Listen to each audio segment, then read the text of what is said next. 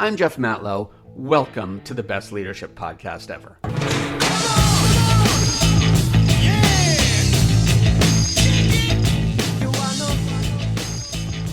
Welcome back to the Best Leadership Podcast ever, where every week we reframe your daily behavior to help you catapult your career.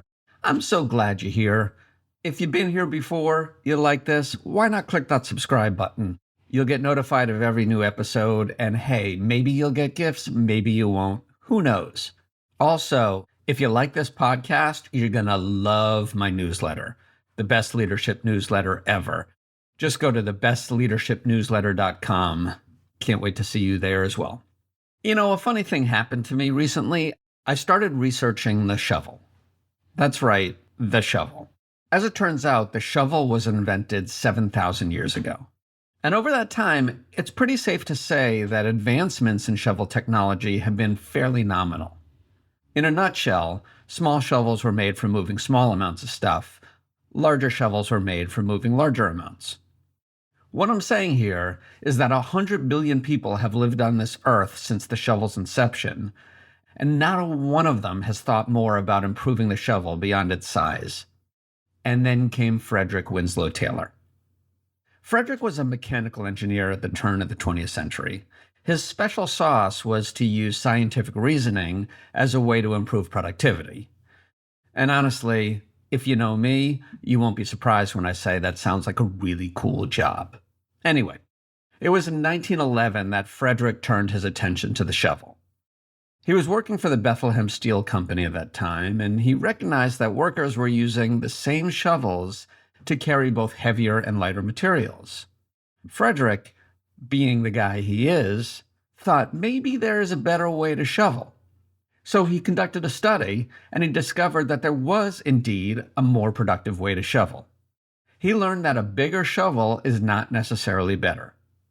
In fact, Frederick's important revelation was that a shovel load of exactly 21 pounds would generate the most productive effort for the average human. Whether it's 21 pounds of heavier material or 21 pounds of lighter material, it makes no difference. Steel or feathers, still, a 21-pound load is the magic number when it comes to shoveling. So he designed different shovels for different types of materials, and he educated the workers on how big of a load to move. You know what the result was? Shoveling productivity skyrocketed nearly 400%, going from 16 tons to nearly 60 tons of material per day. Fascinating, right? I thought so too. And in my role as a leadership coach, I'm hired by companies to improve productivity. I'm like a modern-day Frederick Winslow Taylor without the science, or the shovels, or the dapper suits. Okay, maybe I'm nothing like him. But the first thing I do when I'm brought into a company is I ask leadership to describe the issues. And more often than not, I'm told that there's a person who either has a communication or an accountability problem. The end result is lower productivity than they'd like. So then I dive in to figure things out. And here's the secret. All productivity problems boil down to an issue in one of three sectors: team, leadership, or process. In every instance, one of those sectors is to blame: team, leadership, or process. Here's another secret. Rarely do leaders think they have process problems. Instead, they always believe it's a team or leadership issue. So let me share this important information with you right here and right now. Because you don't think the process is broken, it doesn't mean it's working well. For 7,000 years, nobody thought the shovel was broken, but Frederick Taylor still figured out it wasn't working well. So when I talk to people about the process, they say, the process isn't a problem.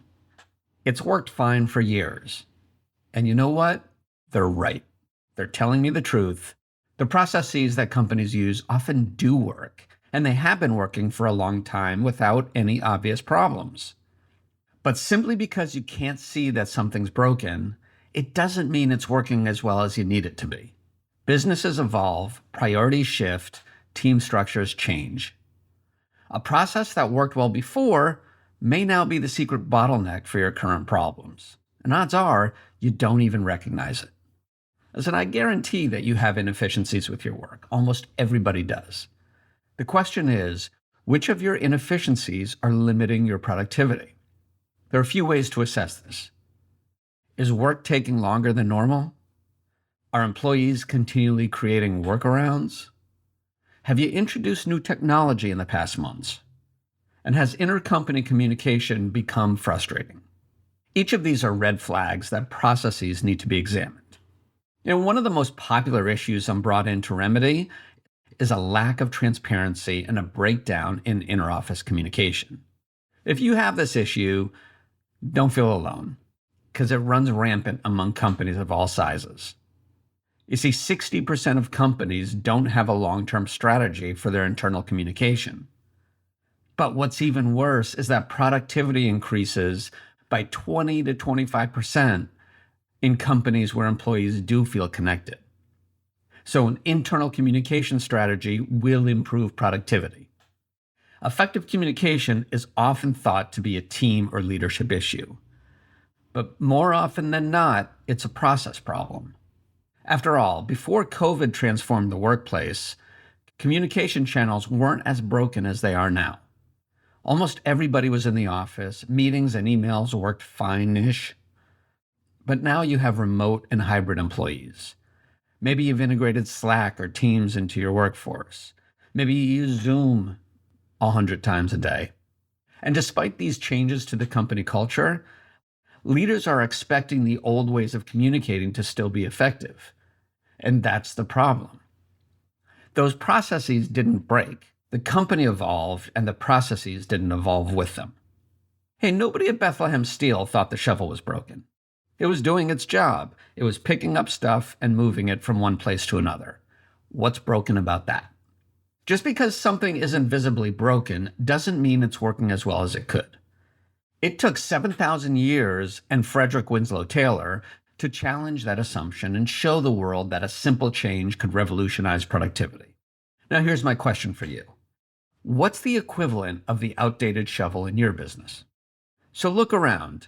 Take a moment and ask yourself what tasks take longer than they should, where do workarounds happen too often, and what habits or assumptions are slowing you down?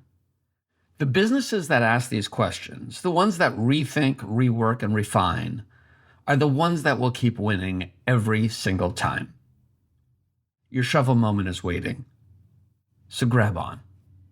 I can help you improve productivity at your company, so when you're ready to do that, reach out to me, leadership@bytitleonly.com. Go to thebestleadershipnewsletter.com for more. I appreciate you being here. Can't wait to talk to you next week. Have a great one. Bye.